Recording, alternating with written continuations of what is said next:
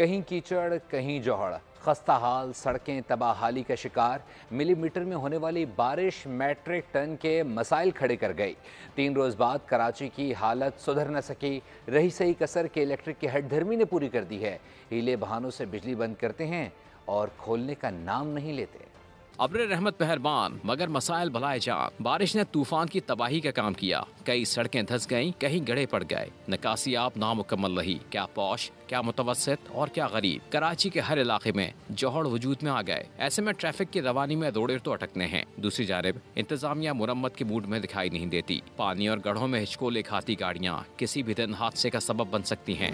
उधर के इलेक्ट्रिक ने बिल बढ़ा दिए मगर बिजली घटा दी। कराची के कई इलाकों में बिजली की आंख मिचौली जारी है। गुलशन इकबाल, लियाकताबाद, मलिर, कोरंगी, गुलबहार समेत कई इलाकों में बिजली ऐसी जाती है कि आने का नाम नहीं लेती। शहरी रात जाग कर गुजारते हैं और दिन बेचैनी में, जबकि इंतजामिया ऑल इज वेल पर बजिद है।